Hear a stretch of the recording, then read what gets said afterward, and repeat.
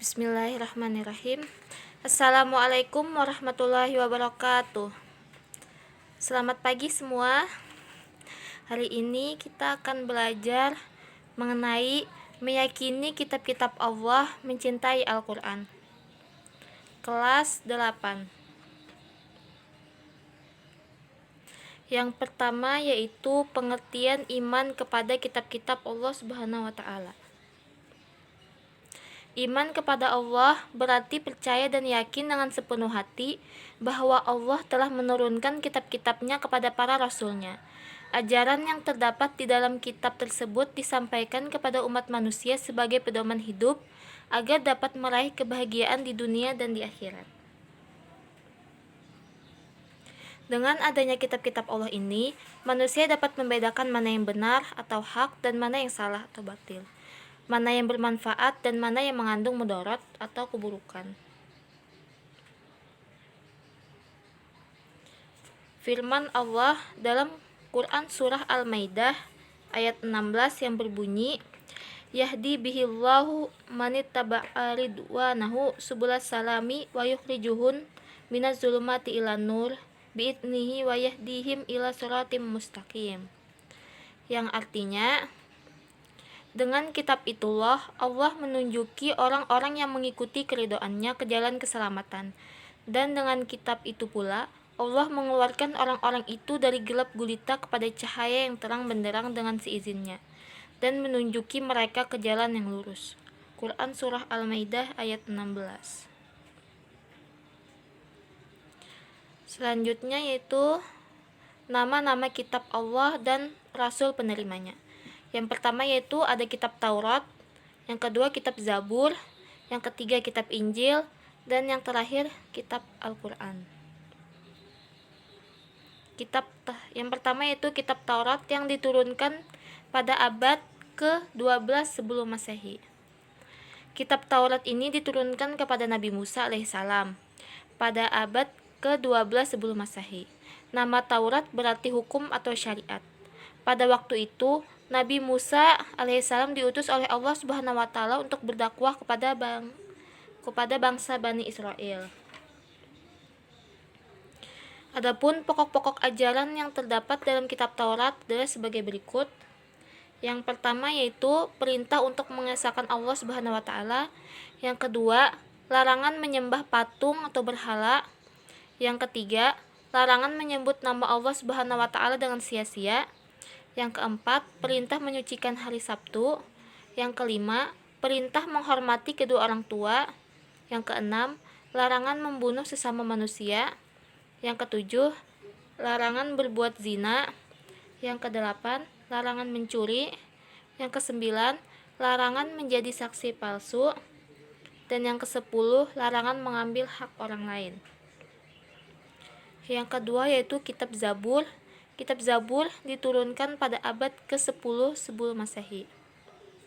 Kitab Zabur ini diturunkan Allah Subhanahu wa Ta'ala kepada Nabi Daud alaihissalam untuk bangsa Bani Israel atau umat Yahudi. Kitab ini diturunkan pada abad ke-10 sebelum Masehi di daerah Yerusalem. Adapun kitab ini ditulis dengan bahasa Kipti. Selanjutnya itu kitab Injil. Kitab Injil diturunkan pada abad ke-1 Masehi. Kitab Injil ini diturunkan kepada Nabi Isa alaihissalam pada permulaan abad ke-1 Masehi. Kitab Injil diwahyukan di daerah Yerusalem. Kitab ini ditulis pada awalnya dengan menggunakan bahasa Suryani. Secara umum kitab Injil ini berisi tentang yang pertama yaitu perintah untuk kembali mengesahkan Allah Subhanahu wa Ta'ala.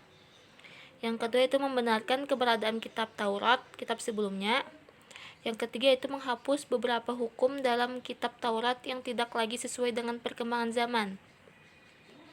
Dan yang keempat yaitu menjelaskan bahwa kelak akan datang kembali Rasul setelah Nabi Isa alaihissalam, yaitu Nabi Muhammad SAW.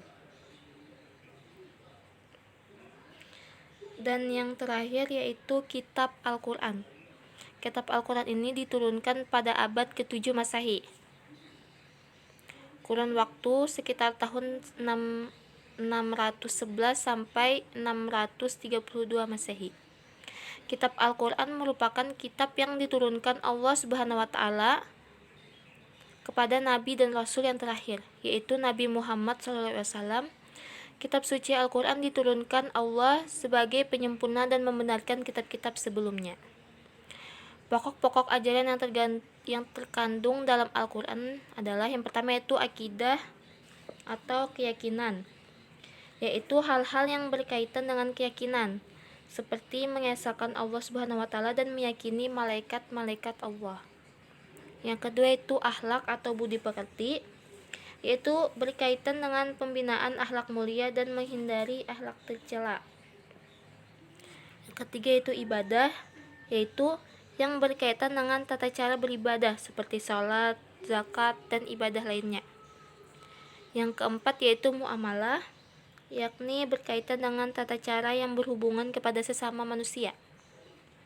Dan yang kelima yaitu tarikh atau sejarah, yaitu kisah orang-orang dan umat terdahulu.